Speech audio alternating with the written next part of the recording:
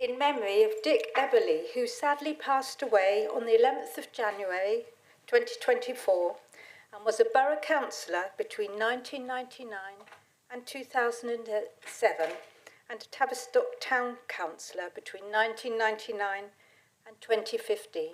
Thank you.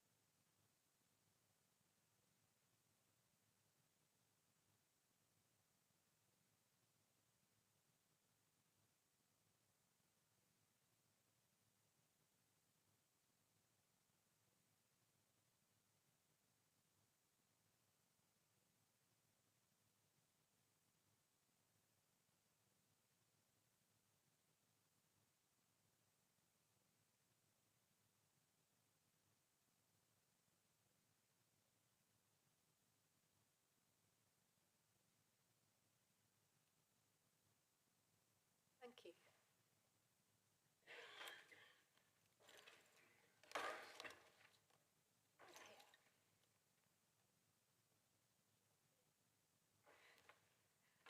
I'm afraid Jill Hobbs our celebrant is unwell today, so sends her apologies.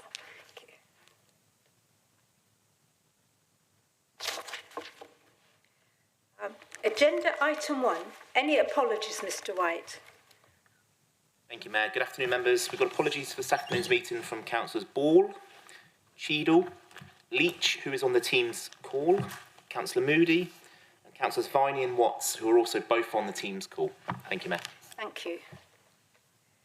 Agenda item 2, confirmation of the minutes. The minutes of the council meeting held on the 19th of December have been circulated. And hopefully you've all seen them. Can I have a proposer? And a seconder?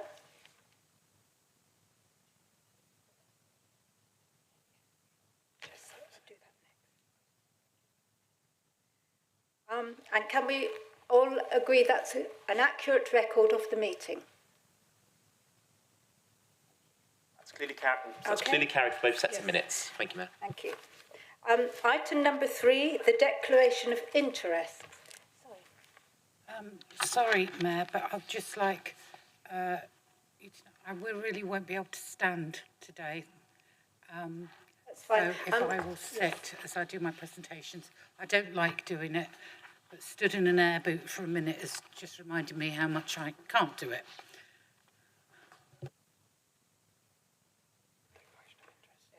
So item number 3, the declarations of interests. In accordance with the Code of Conduct, members are to declare any disclosable pecuniary interests, other registrable interests and non-registrable interests, that the nature and extent of such interest that they may have in any items considered at this meeting. Are there any such declarations, members?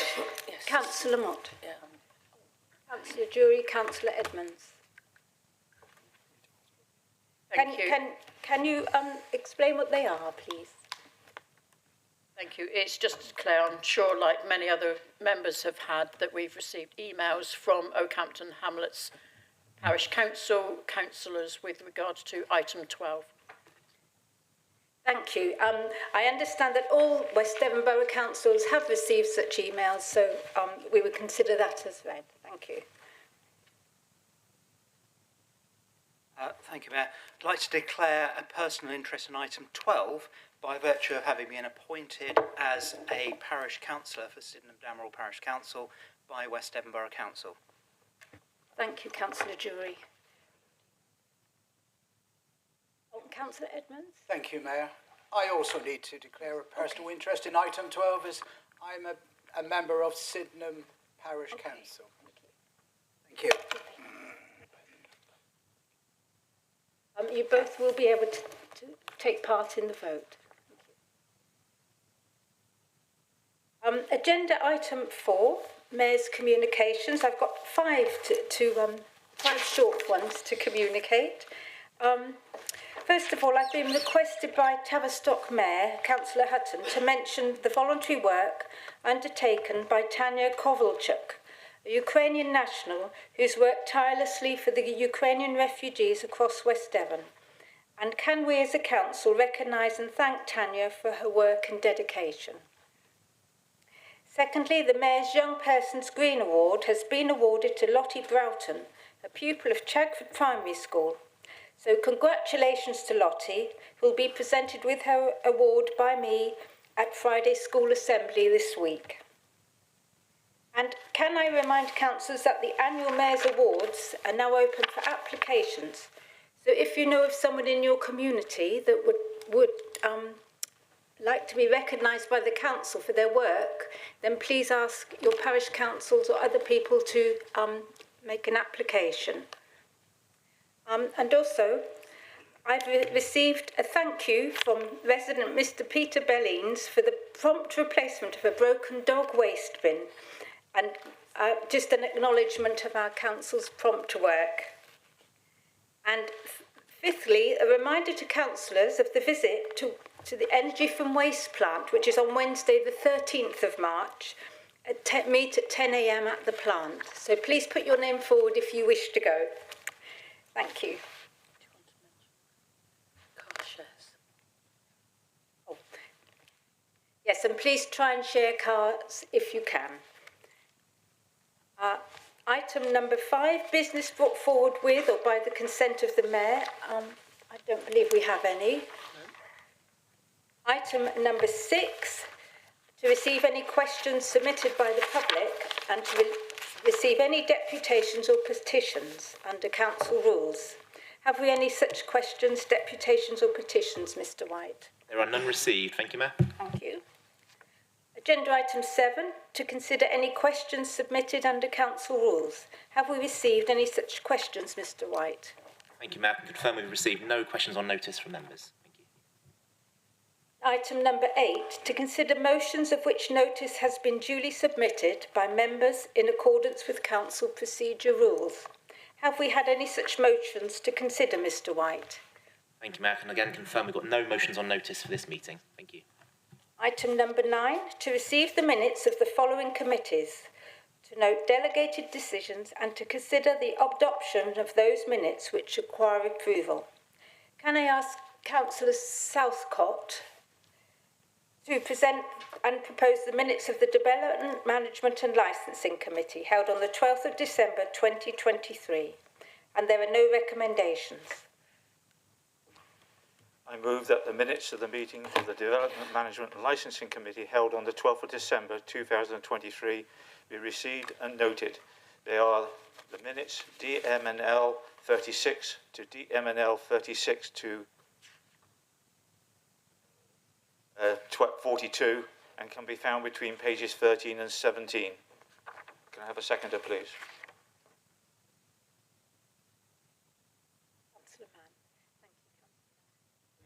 And can we have a show of hands of all those in favour of the minutes as an accurate record of the meeting? That's clearly noted. Thank you, Mayor. Thank you. Can I ask Councillor Kimber to present and propose the minutes of the Overview and Scrutiny Committee held on the 16th of January 2024? There are no recommendations to Council. I move that the minutes of the meeting of the Overview and Scrutiny Committee held on the 16th of January 2024 be received and noted. They are ONS 1623 to ONS 2323 and can be found between pages 19 and 25 of the published agenda papers. Could I have a seconder, please? Thank you. Thank you.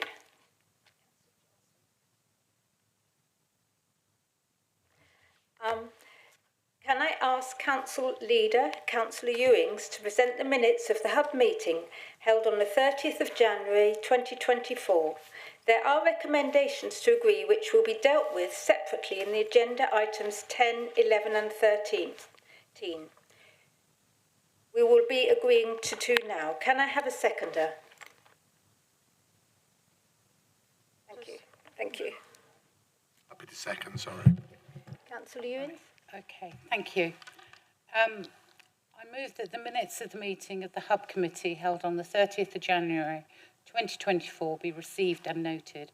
They are HC 3623 to HC 4923 and can be found between pages 27 and 34, with the exception of recommendations HC 4123, HC 4223, HC 4523, HC 4723 and HC 4823.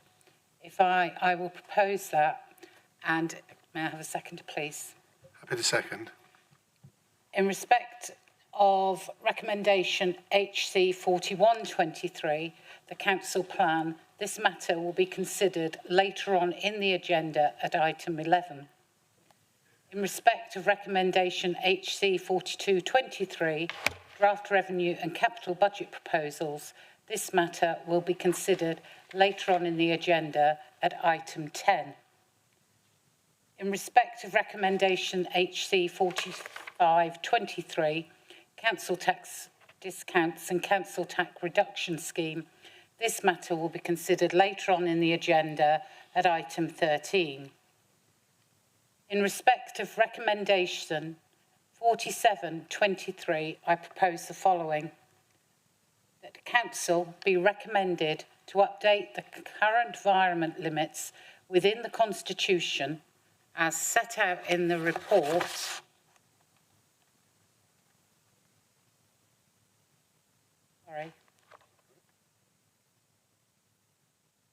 in respect of recommendation HC 4823, I propose the following. Sorry, I'm really sorry, everyone. I should have had a seconder for the previous bit of the minutes. I went up the page too quickly. Happy to second then. And if we can have a vote, please. Yes. Can we vote on the recommendations? Therefore, members, for clarity, we're voting on minute HC 4723, month 7 revenue budget monitoring, which is Show of hands.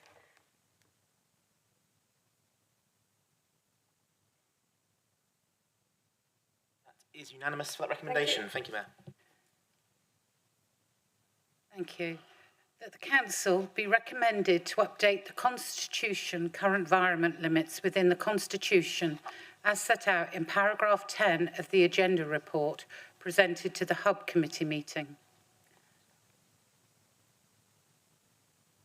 In respect of recommendation HC 4823, I propose the following: that council be recommended to use 180,000 of the vehicle replacement reserve in 23-24 to finance replacement vehicles currently on order in accordance with the Waste Vehicle Forward Plan. May I have a seconder, please? Happy to second. Is there any debate, please?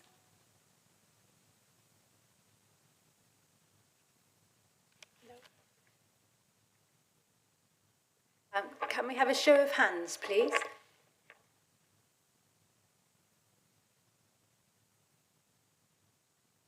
Thank you, Mayor. That's unanimous for minute HC 4823. Thank you.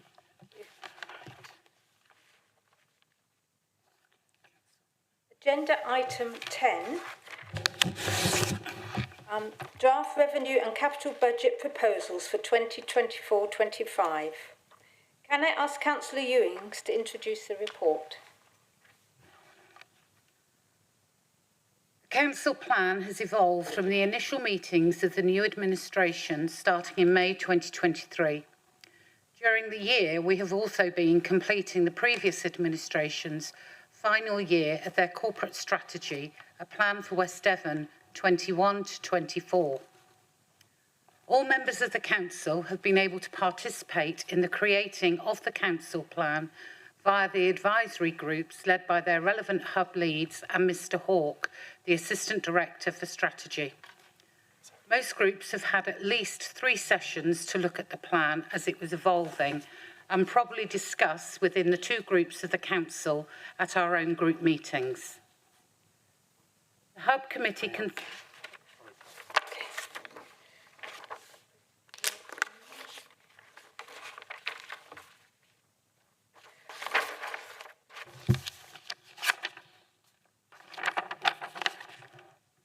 Sorry, I have three here. We can do item 11 first, if you wish, as you're halfway through it.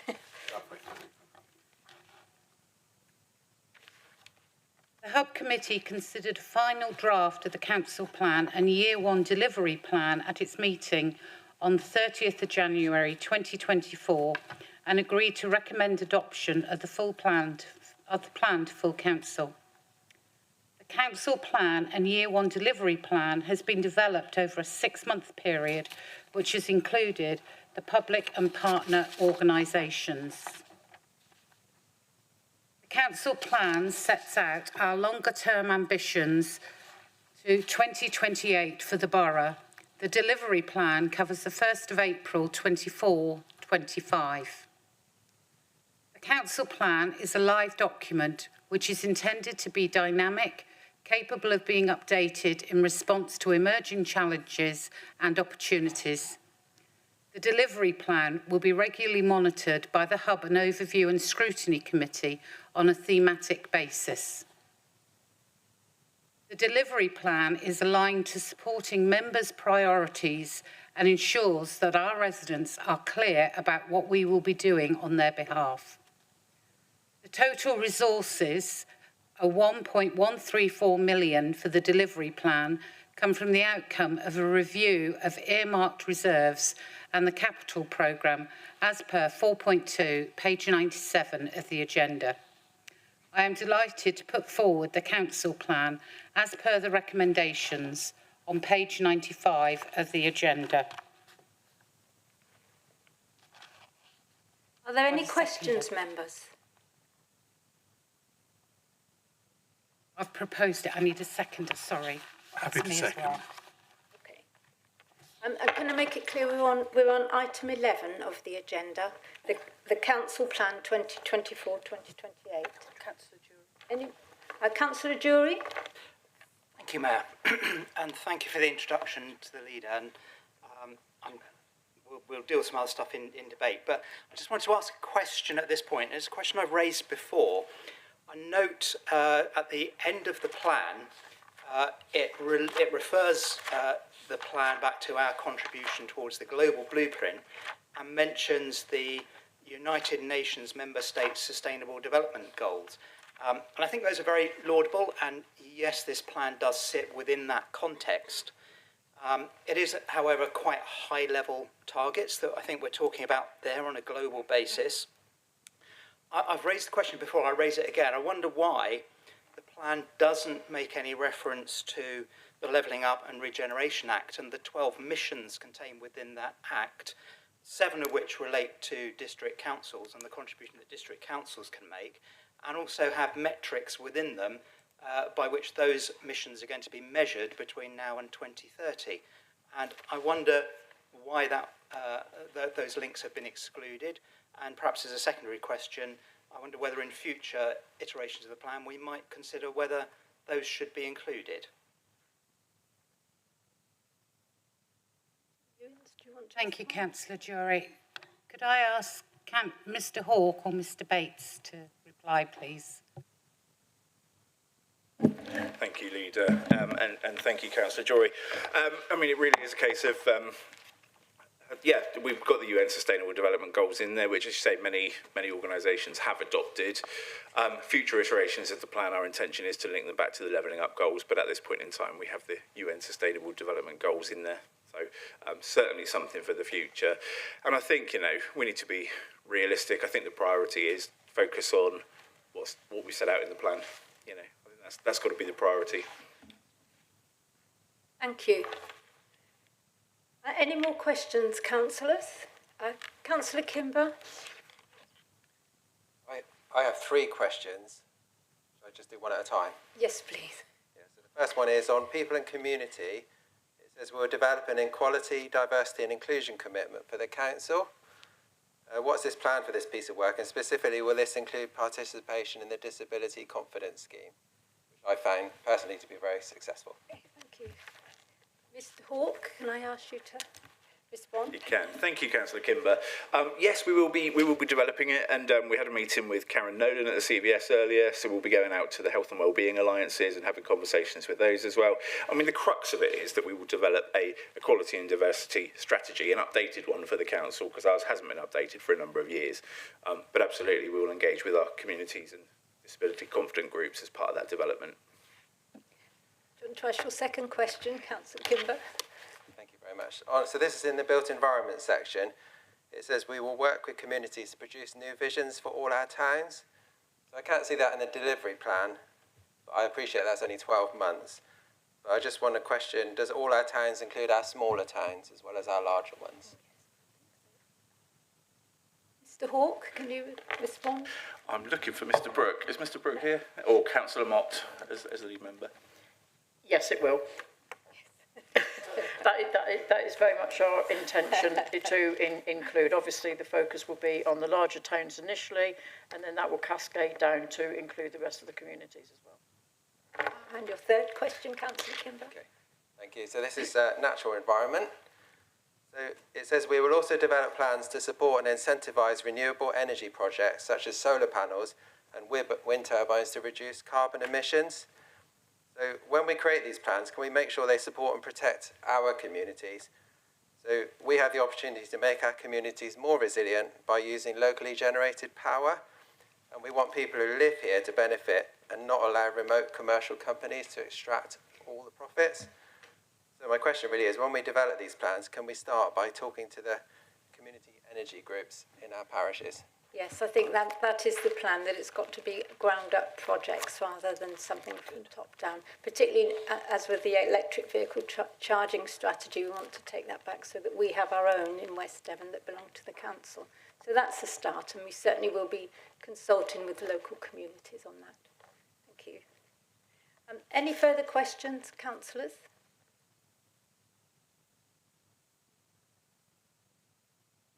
No?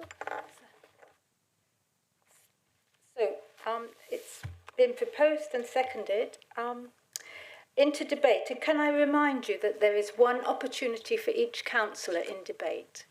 So any debate, councillors?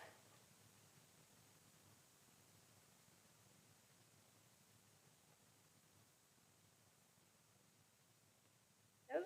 Okay, can I have a show of hands, please, on this is item 11, the council plan 2024-2028. Thank you.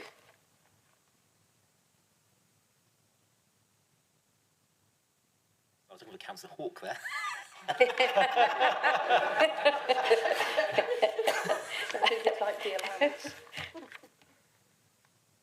That's 23 in favour, or 24 in, oh, that's not now, it's unanimous. Thank you, Mayor. That's unanimous for those two recommendations as per the screen. Thank you. And now we'll go back to agenda item 10, the draft revenue and capital budget proposals for 2024-2025. There are two separate recommendations here, and can I ask Councillor Ewings to introduce the report? I must apologise, I'm not firing on all cylinders today.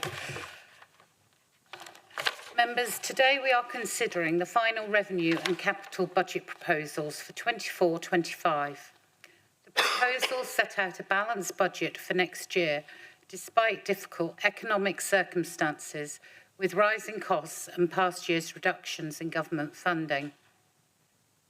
We started the budget setting process back in September, where we considered the medium-term financial strategy, and now that we have had the final local government finance settlement, which was issued on the 5th of February, we have the final budget proposals to consider. Members will be aware that when we received the draft finance settlement in December, our council responded to the government consultation to say that we needed more government funding. I circulated a letter yesterday, which I received from the Secretary of State, the Right Honourable Michael Gove MP, who confirmed that in the final settlement, we will be receiving an extra 85,270 in funding. It isn't as much as we had hoped, but it does show that our lobbying has paid off and we continue to make the case for fairer funding for rural councils. I was particularly pleased to see in the letter that it is the government's intention to return to multi-year finance settlements, so rather than only be given 1 year at a time for our funding notification from government, we would get a multi-year funding allocation.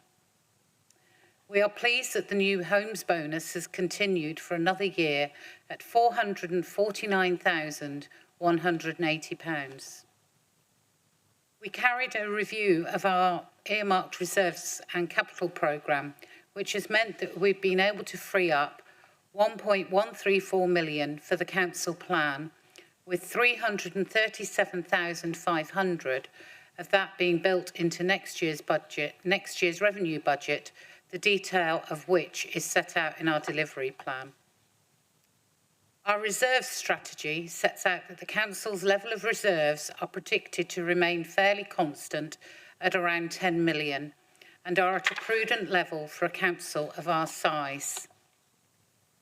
The Hub Committee has made a recommendation to council to increase council tax by 2.99%. This would increase the Band D council tax for the Borough Council from £254 to £261.59, an increase of £7.59 per year or under 15 pence per week. This would enable us to continue to deliver essential services to our communities and is below inflationary increase. We only get to keep 11% of the council tax bill to fund our services. The rest goes to Devon County Council, the fire service and the police, the fire service, the police and towns and parish councils. Capital programmes proposals are set out in Appendix E and contain some exciting capital projects, such as progressing our plans for the redevelopment of 20 Plymouth Road into temporary accommodation, encouraging residents to take up home upgrade grants to retrofit 55 properties and support residents who live independently in their own homes through disabled facilities grants. The council will also be the accountable body for the delivery of the Oakhampton Parkway station, which we will also be working with housing associations and community land trusts to improve the number of affordable, safe and good quality homes delivered for our residents. Any questions, members?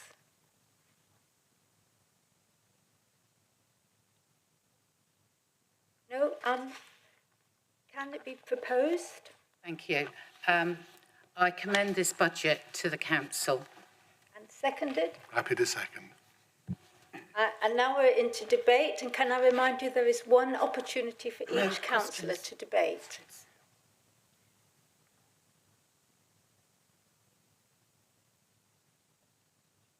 Councillor Jury? Thank you, Mayor. And thank you to everybody who's been involved in the production of this budget, which includes all members, I think, and our very excellent finance team. I think this is a good, solid budget. It's delivered in difficult times, and those difficult times have been in existence ever since I've been a councillor, starting in 2015. I know, and I think those of us that are slightly longer in the tooth here know the problems and difficulties that we've had over that time, and I think that the decisions we've taken over that period are now proving fruitful, in as much as I think we are managing to fix the budget, to deliver a balanced budget, and to be able to deliver improved services and projects within our community. There is within this budget proposal a proposal for an increase in council tax. And I think in the traditions of being frugal and taking care of the council finances, we'd like to support that. I know in recent years there have been members who voted in favour of a zero council tax increase. I'd just like to remind all of us present that had we taken that option a couple of years ago, we would probably now be looking at £500,000 deficit and probably difficulties in setting our budget from here on in. So I would urge members to support this budget. Thank you, Councillor Jury. Any more debate, members? Councillor Ewings? I would just like to thank Councillor Jury for his comments. They are so true that if you ever vote for a zero budget, you can never, ever recover the costs again. And Mrs. Buckle and her team's job would be really difficult to put forward. So, as I say, I've commended the budget, but I do thank Councillor Jury for his comment. Thank you, Councillor Ewings. Any more debate, members? No? Councillor Oxborough? Thank you, Mayor. I would have to say that yet again, the finance team have done the job. The amount of work that's gone into putting the budget together, having seen it from the audit side of the fence, is absolutely immense. I don't think very many people really appreciate the degree of detail, the degree of scrutiny, the degree of due diligence that's undertaken in putting together the budget. And I commend Mrs. Buckle and her staff for the job well done yet again. Every year since I was first a councillor in 2011, she's always pulled the rabbit out of the hat. She's done it again. Thank you. Thank you. Any more debate, members? Councillor West? I'd just like to second what's been said. This being my first budget cycle, so to speak, I'm absolutely gobsmacked, sorry the phrase, for the work that you have to do, Lisa, and the work we all have to do this. I'm so pleased, being new to it, the fact that we have found some funding which has allowed us to begin to look at other things rather than just be bunkered in, if you like, trying to make ends meet. So thank you to everybody involved, particularly Lisa and your team. Just credit to the council. Thank you. Thank you. Any more debate, members? No. Can we confirm the wording of the substantive motion, Mr. White? There have been no amendments received in advance. Excuse me, that's correct. Thank you, Mayor. So, really for the benefit of newly elected members back in May last year, the budget setting process at council is unique in two ways. The first one being is that amendments are required to be sent in advance, and I can confirm that we've had no amendments in advance. And the second one is that actually all votes relating to the budget have to be, by statutory requirement, determined by named recorded vote. Yes. So what we've done in previous years, Mayor, if you're happy to do so again, is we've actually split part 1 of the recommendation for a separate vote, and then done parts 2 to 8 en bloc for a second recorded vote. Yes, I'm happy with so that. If you're happy with that, Mayor, I'll go straight into part 1. So as per the screens, members. So in alphabetical order, Councillor Blackman. Councillor Bridgewater. For. Councillor Calder. Councillor Casbolt. Councillor Cunningham. Councillor Daniel. 4. Councillor Dexter. Councillor Edmonds. Councillor Elliott. 4. Councillor Ewings. 4. Councillor Guthrie. 4. Councillor Johnson. 4. Councillor Jory. 4. Councillor Kimber. Councillor Mann. Councillor Mott. 4. Councillor Roxburgh. 4. Councillor Renders. 4. Councillor Saxby. 4. Councillor Sellis. 4. Councillor Southcott. 4. Councillor Squire. 4. Councillor Vashon. 4. Councillor Wakeham. 4. And Councillor West. 4. Thank you, members. That therefore is 25 and unanimous for part 1 of the recommendation. So moving straight into parts 2 to 8 en bloc. Councillor Blackman. Councillor Bridgewater. 4. Councillor Calder. Councillor Casbolt. Councillor Cunningham. Councillor Daniel. 4. Councillor Dexter. Councillor Edmonds. Councillor Elliott. 4. Councillor Ewings. 4. Councillor Guthrie. 4. Councillor Johnson. Councillor Jory. 4. Councillor Kimber. Councillor Mann. Councillor Mott. 4. Councillor Roxburgh. 4. Councillor Renders. 4. Councillor Saxby. 4. Councillor Sellis. 4. Councillor Southcott. 4. Councillor Squire. Councillor Vashon. 4. Councillor Wakeham. 4. And Councillor West. 4. And that is also 25 unanimous for parts 2 to 8 of the recommendation. Thank you, Mr. White. Thank you. And now on to agenda item 12, the Community Government's Review final recommendations. And before I ask Councillor Bridgewater to introduce it, I'd just like to say that I ask the councillors, when considering the proposals for Oakhampton, that you make your decision based on principles of what will achieve the greatest good for the greatest number of residents, and make this your primary concern. Thank you. And can I now ask Councillor Bridgewater to introduce? Yes, good afternoon, members. If it's okay with members, I'd like to take the Sydenham Damerel one first. Following the governance request dated of October the 3rd, 2023, and during the second round of public consultation, proposals were broadly broken down as 12 in favour of the parish council being abolished and replaced by a parish meeting, and 2 in opposition to the proposal. In its deliberations, the advisory group made particular reference to the response rate of just 14 out of the 120 households as being particularly disappointing. But this could also be interpreted as the residents were not objecting to the proposal, and the views of the local ward member in support of the parish meeting being abolished and replaced by a parish meeting form of governance.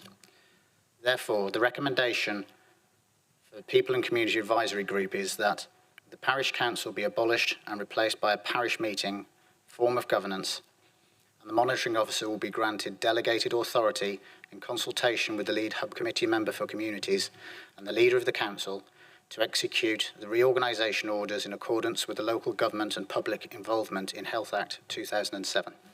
I have Rosa. Secondary. I'm happy to second.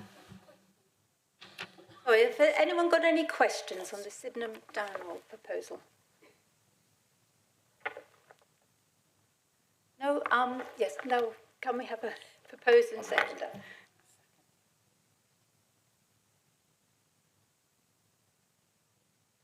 So now, councillors, we're into debate. Councillor Jury. Thank you, Mayor. I would like just to say a few words.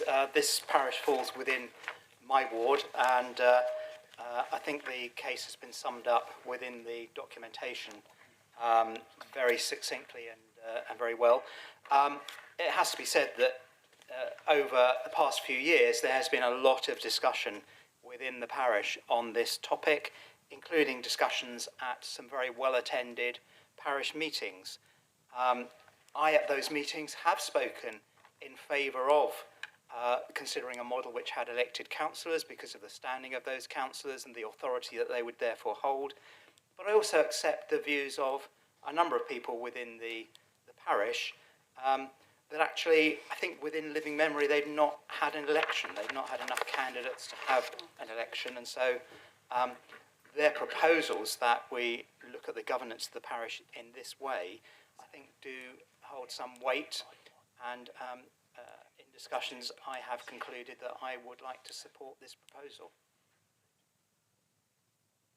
Thank you, Councillor Jury. Any more debate, members?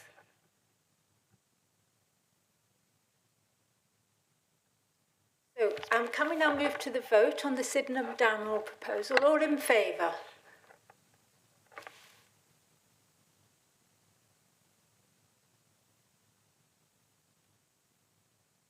That's 23 in favour of the Sydenham Damerel element of the recommendations. Thank you, Mayor. Thank you.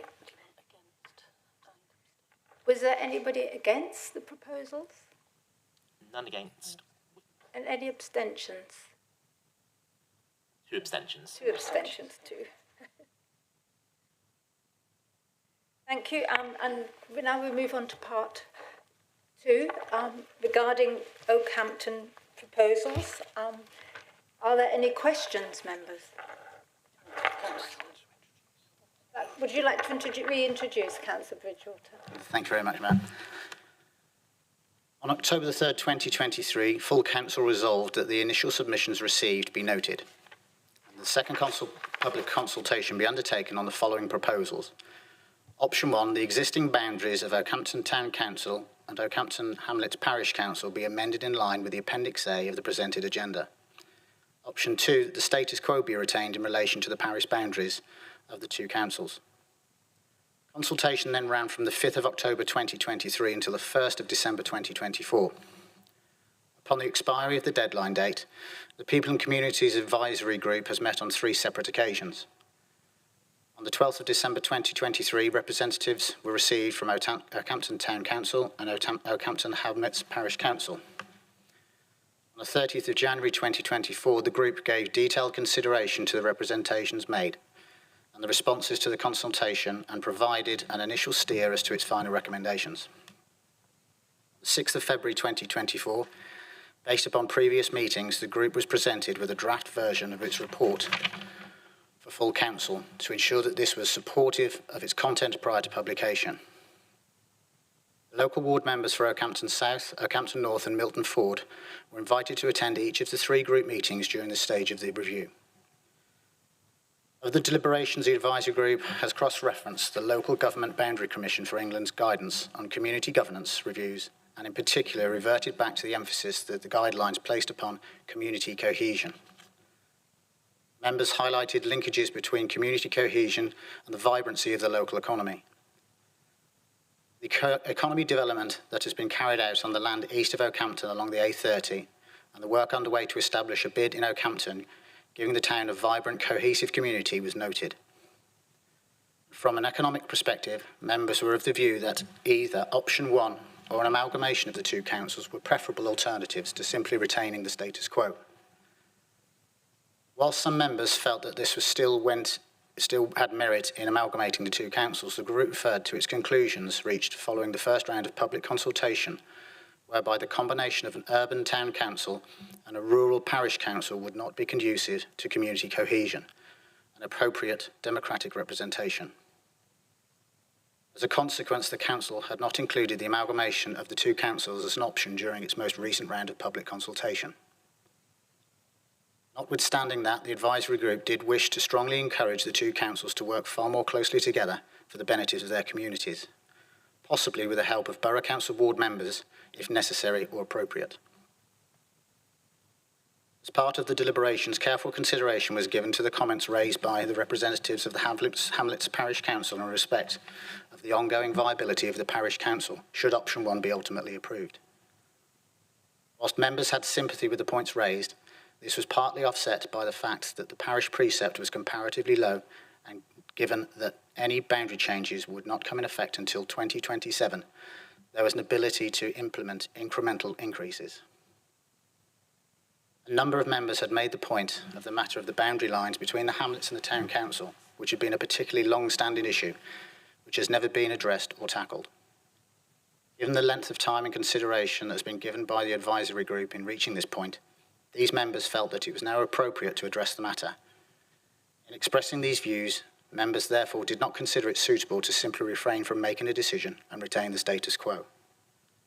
In conclusion, the advisory group wishes to recommend to full council that 1. The existing parish boundaries of Oakhampton Town Council and Oakhampton Hamlets Parish Council be amended in line with Appendix B. And 2. The council strongly encourages the town and parish council to work more closely together for the benefit of their local communities.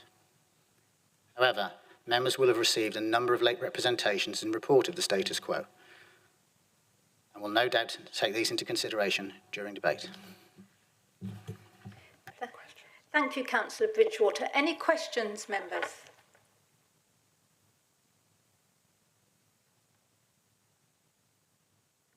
No? Can I have a proposer and a seconder then? Thank you. Any debate, members? One opportunity for each member. Councillor Vachon. Thank you, Mayor. I'm in the enviable position of being the ward member for both councils in this debate, and it's been very interesting. I think Councillor Bridgewater has put very succinctly what we've all said, and given the details of some very good meetings, I think, and a lot of debate from those. The outcome can only favour one group, unfortunately, if the recommendation goes ahead. And that is a bit of a problem, obviously, because, as we say, the overriding factor should be the cohesion of the other two councils. And that's going to be probably one of my jobs, along with my other members, colleagues, to see that this actually works. So it'll be, as I say, it'll be hopefully our role to mediate and support both councils, whatever the recommendation is. And no doubt it'll be some sort of symbiotic relationship. I think that they both work together in a way that they find both, which will make both councils viable. There has been talk of amalgamation, and that's come to the fore more so recently.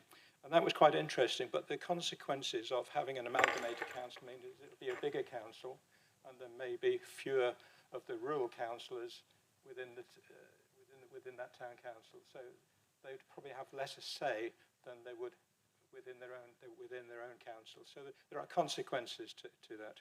And of course, it's a very rural location as well. It's quite a huge geographical location. The parish council, the Hamlets Parish Council, including quite a large amount of Dartmoor. Now, somebody has said, well, actually there aren't many electors on Dartmoor, but actually it's a working environment, it's a farming environment, it's a rural environment, and that's quite important for not only ourselves, but also for the tourism and for the army can't use it as a training ground as well. So it's a well-used environment. And I don't think the two could actually work together. Rural council obviously is very, very attuned to the rural issues, and the town council is very attuned to the town issues. So I think that would be a difficult amalgamation should that take place in the future. I think that's all I have to say for this. Thank you. Very elegant. Anyone else have any debate? Can I ask you to confirm the wording of the substantive motion, Mr. White? Thank you, Mayor. Having dealt with the Sydenham Damerel proposal already, we would be looking at, in effect, part one being to note the submissions received on the Community Governance Review for Oakhampton. And then we'd have part two being the final recommendations in relation to these reviews be approved as follows. Little one, that the existing parish boundaries of Oakhampton Town Council and Oakhampton Hamlets Parish Council be amended in line with Appendix B. And two, that the Council strongly encourages the Town and Parish Council to work more closely together for the benefit of their local communities. And there's a part three to that, which is as per the Sydenham proposal, in that the monitoring officer has a form of delegated authority to, in effect, execute the reorganisation orders in consultation with the lead member and the leader of council. Thank you, Mayor. All those in favour?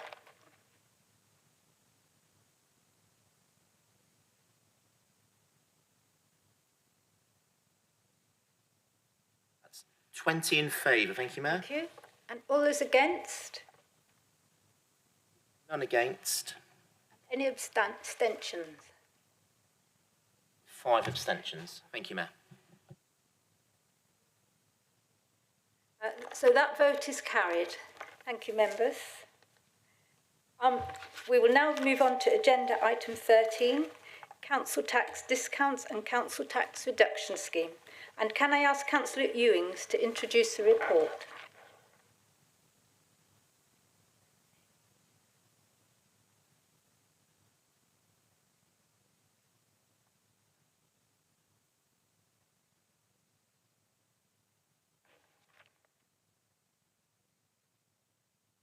Sorry, just finding my way in the agenda.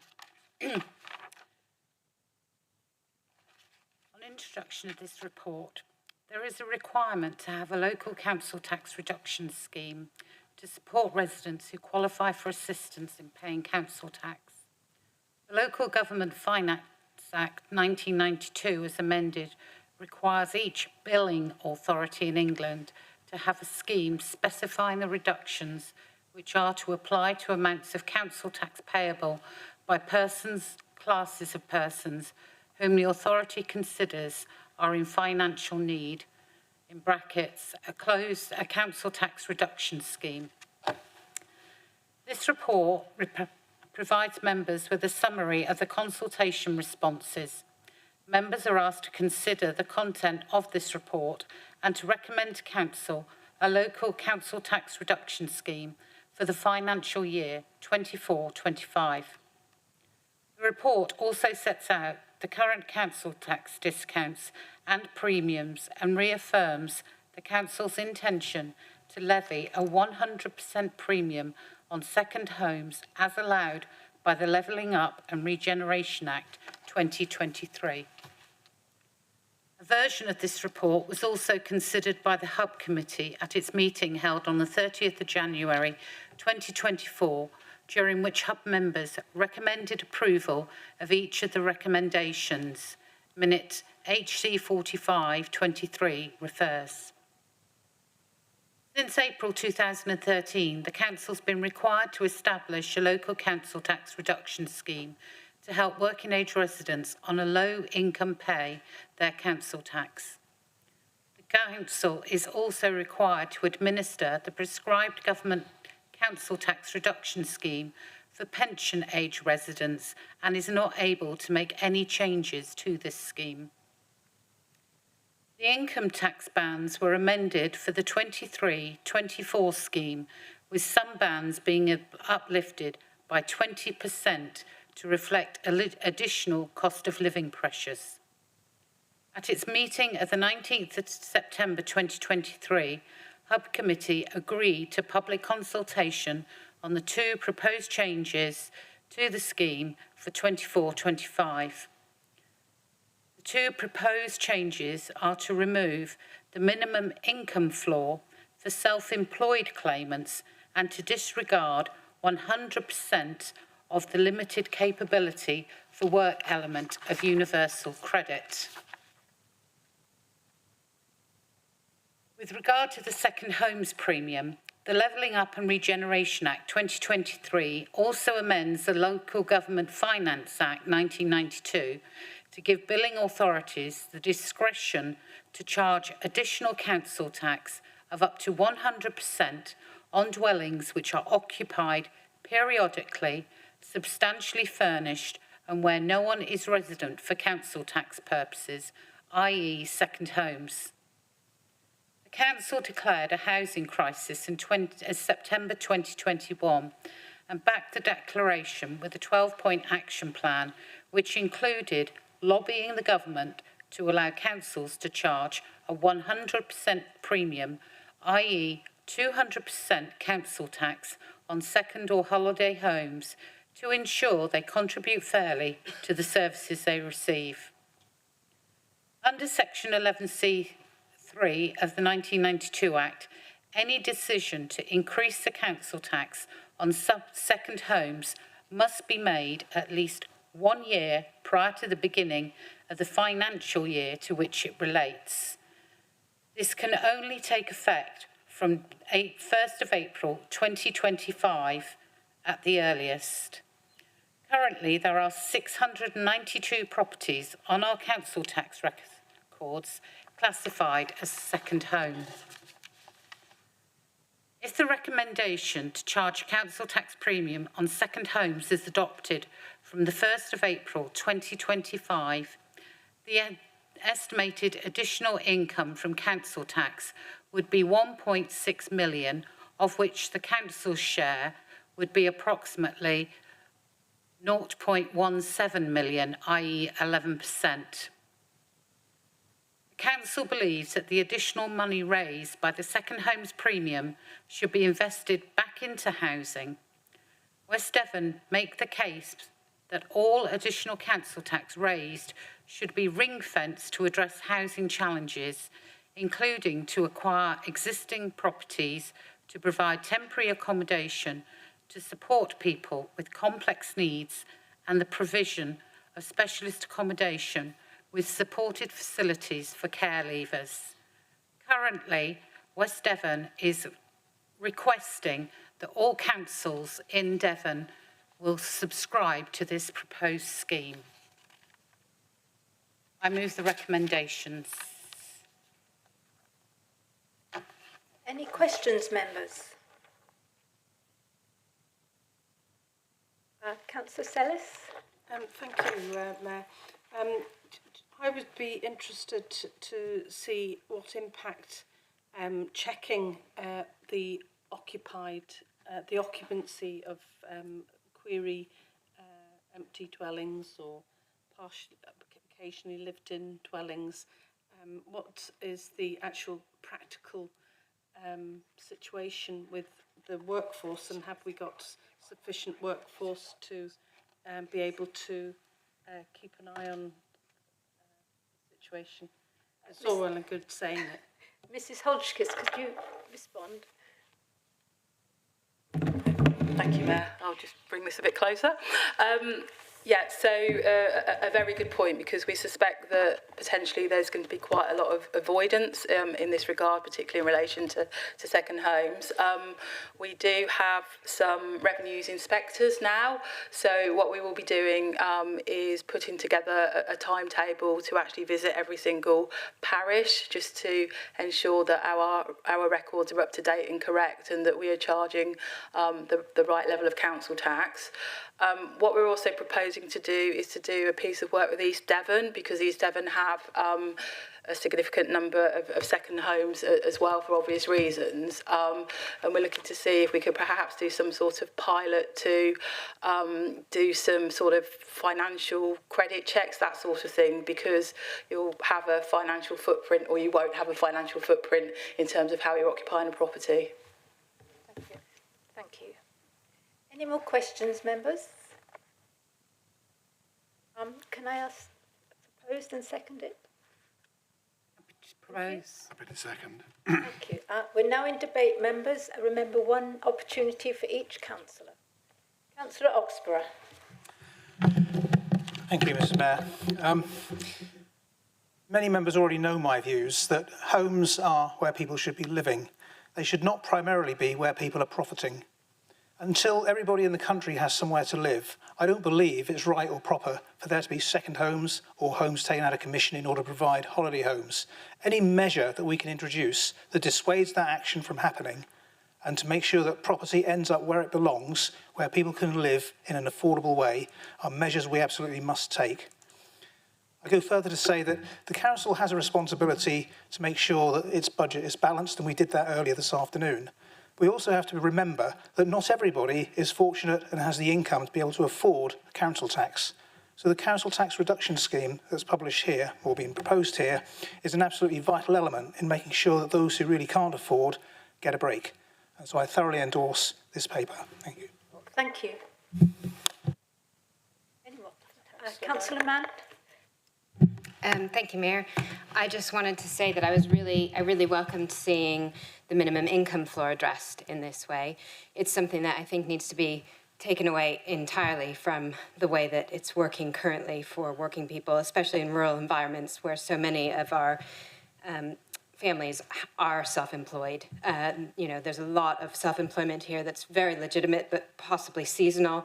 And there are ways in which the current benefit system is really letting those individuals down at the time when they really deserve to have support.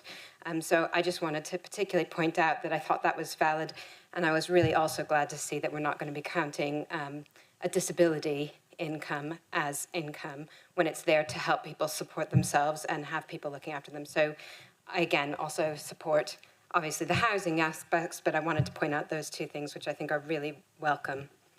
Yes, thank you. That's very good debate, councillors. I think we could all approve those things. Any more? Councillor Ewings? I would just like to add that the second homes council tax, I think, has been on the agenda in this council for quite a few years. And I think the government listening to many councils across the country who have an immense amount of second homes in their area. We're quite fortunate in West Devon that our figures, although they're 692, are nothing compared to our neighbours in the South Hams, where Salcombe has 1 in 12 properties. In fact, I think it's 1 in 5 for them, and it's 1 in 5 for Salcombe of second home properties, and across the South Hams area, it's 1 in 12. So that 1 in 5 goes up slightly.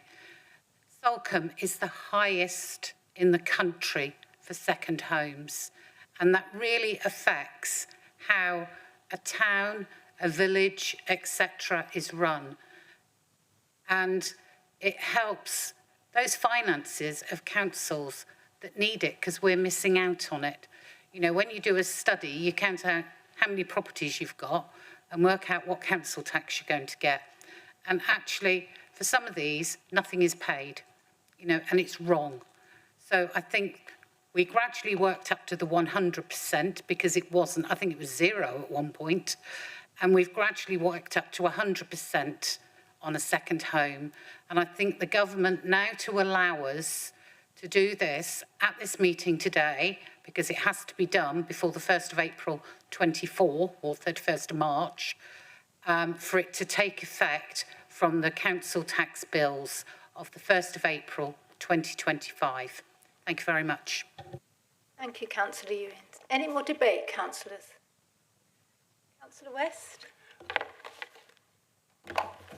I welcome this, but I'm also very aware that next door to me, in my own personal experience, we have a 4-bedroom house, and the people next door, the elderly lady went into a home, which is fair enough, and the family decided that instead of selling the property, they would use it as an investment, and they would do weekly daily lettings, etc., etc. It's sort of a question, but it's not. I'm just concerned that legislation in the past has meant that people can convert from a second home into an Airbnb or let out their property, which means that they can avoid this additional tax on them. So I am anxious that we ensure, or try to ensure, that we try and avoid that as much as possible, because it just seems a bit of a quick get out, potentially a loophole for some of these second homeowners to do that. So we need to be aware of that if at all possible. Thank you. I think we have been making representations to government over these loopholes that allow people to not pay their taxes with Airbnbs. So thank you. Thank you for bringing that to our attention. Any more debate? Vachon. Sorry, this is more of a question, actually, if that's okay.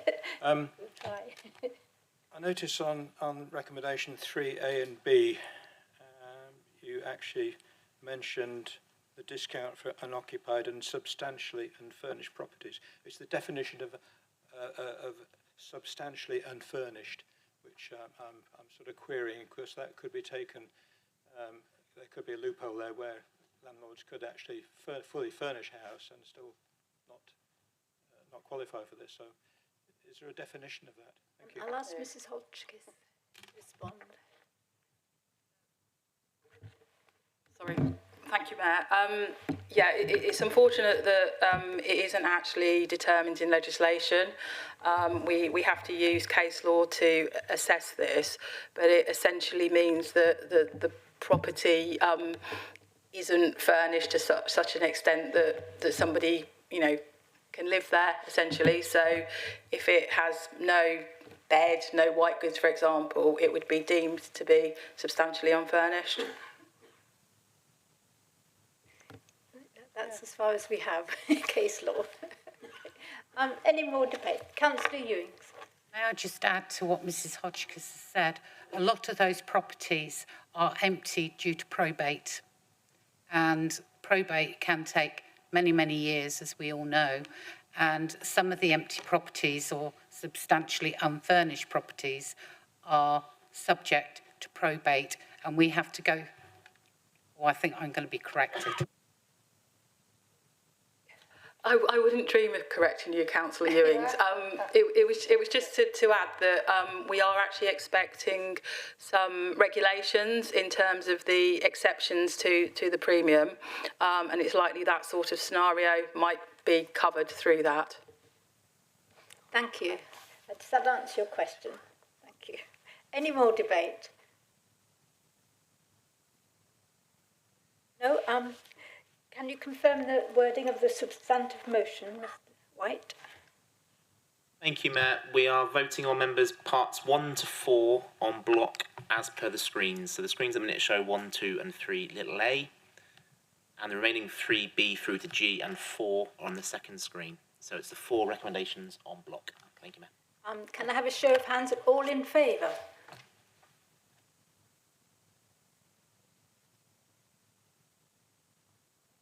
That's unanimous for the 4 recommendations. Thank you. Thank you, Mayor. Thank you. So, thank you, members, for your attendance, the questions and the debate. We've made some far-reaching decisions this afternoon about which will affect the future of this council. And I will now draw the meeting to a close at 3:05. Well So done, thank Mayor. you. Well done. Thank you.